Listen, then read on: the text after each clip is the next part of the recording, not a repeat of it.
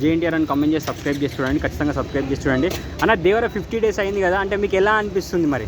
దేవరా అప్పుడే 50 days అయిపోయిందా? దేవరా అయ్యో ముందోనా మాకు ఇప్పుడైతే ఎక్స్పెక్ట్ చేస్తున్నాం.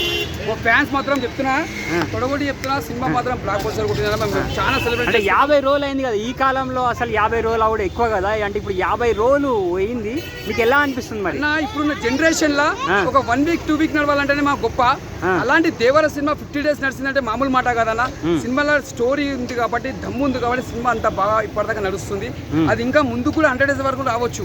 ఎందుకంటే ఇప్పుడున్న జనరేషన్ లా ఒక 50 days నడవడమే గొప్ప. ఒక 100 days సిల్వర్ జూబ్లీ గొప్ప అన్నంత విలువ ఇప్పుడు 50 days అంటే. అలాంటి సినిమా ఇప్పుడున్న జనరేషన్ లా 50 రోజులు ఆడుతుందంటే మామూలు మాట కదనా. అంటే సినిమాల కథ బాగుంది, స్టోరీ బాగుంది కాబట్టి ఆ సినిమా నిలబడింది ఇప్పటిదాకా. ఇప్పుడు ఓవరాల్ గా 100 days వరకు పోయే ఛాన్స్ ఉందా అన్న? 50 days దాకా వచ్చింది, 100 days దాకా రాదన్నా. తను ఈజీగా వెళ్ళిపోతా, కళ్ళు మూసుకొని 50 days. ఇప్పుడు మళ్ళీ కొత్త సంవత్సరం వచ్చే వరకు 100 days అయిపోతాను సినిమా. నవంబర్ డిసెంబర్ జనవరిలో 100 days పక్కా అయిపోతుంది సినిమా.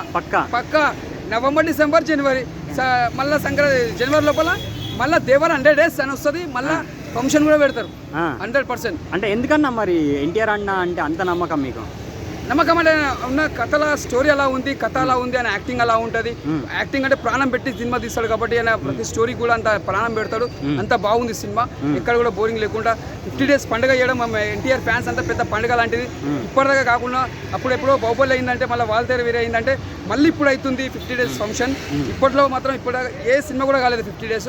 ఇప్పుడు అయిన సినిమాలు అంటే ఇప్పుడున్న ఈ ఇయర్లో 50 days ఫంక్షన్ అంటే ఫస్ట్ సినిమా జూనియర్ ఎన్టీఆర్ది అంతే. ఓకే.